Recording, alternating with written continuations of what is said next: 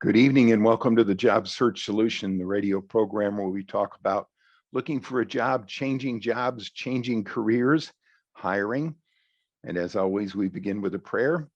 Dear God, grant us thy peace and thy mercy, thy will be done. And we've been discussing the myths of hiring. Now, most of these myths are on the part of candidates, people actually looking for a job. But lots of these myths have to do with hiring authorities too. So don't feel like just because you're a hiring authority, you don't make mistakes in the interviewing and hiring process. Oh my goodness, it's just awful. But today we're going to discuss a couple of myths that candidates have about looking for a job. And the first myth is, hey, I know I'm good, just get me in front of them. I'm not going to have any problem interviewing. I'll get the job. Just get me in front of them, get out of the way, just get me the interview and I'll do it. Oh yeah. If I had probably $1 for every time I had a candidate either tell me that, think that, or communicate that, I would have retired probably 4 or 5 years ago. And the reason this happens is that candidates do what I call read their own press clippings. Everybody around them has always told them how wonderful they are, how good they are. Their company wants to keep them, so they've promoted them and they've given them raises, and they've told them how the company couldn't live without them.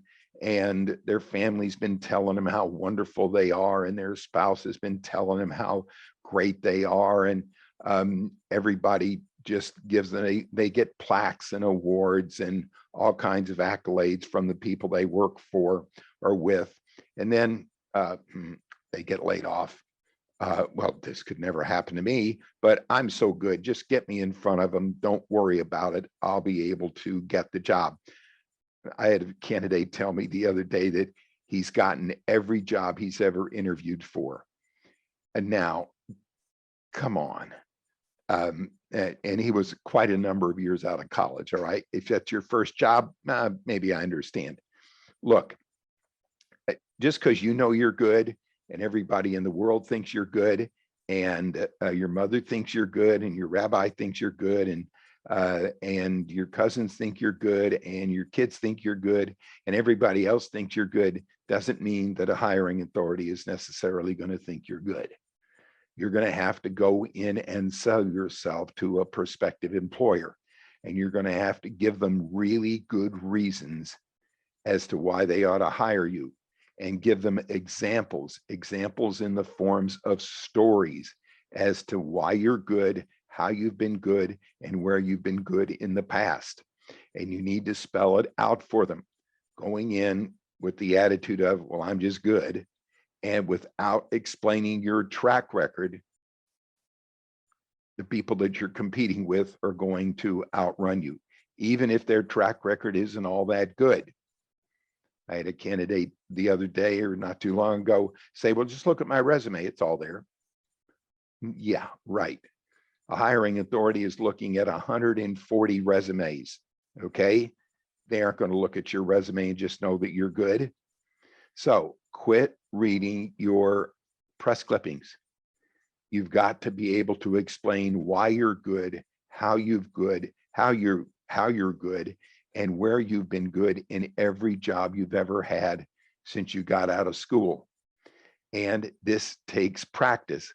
Please don't think that just because you know you're good and everybody else knows you're good, that a hiring authority is going to know you're good. They're not.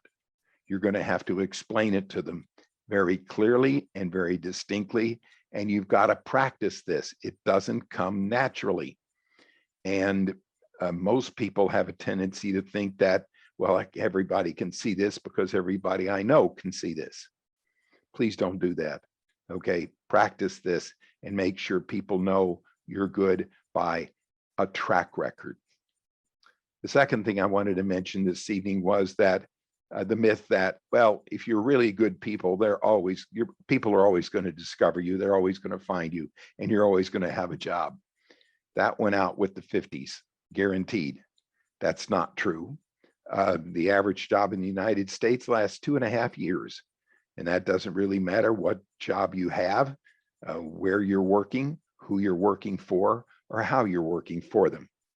Just because you're really good at what you do doesn't always mean that you're going to have a job. There's going to be times where you may not. And the idea that you are always going to have one, and no matter who you are, if you're really good, people will always be coming after you, it isn't true. I had a candidate tell me that yesterday. He said, I can't believe it. I've never been out of work. Now I've been out of work 6 months. Every time I have ever I never even needed to look for a job. Jobs always came to me. Well, the higher up you go, the scale, the higher up the ladder you go, the harder it is, and the fewer jobs there are, and the more you're going to have to maybe look for a job. They don't necessarily come to you. Most candidates, as I've mentioned before in this program, don't have any idea how difficult this any job market is. There are hordes of candidates that are competing for your job and the job that you like. They aren't going to come to you. That's why it's important to keep your network going all the time, to keep up on what's going on in your network, and let people know who you are and what you're doing, even if you're not looking for a job. So don't fall to that myth of really good people always find a job, easily find a job. They don't always easily find a job. All right, we're going to take a short break. Stay tuned. This is Tony Bashara with the Job Search Solution.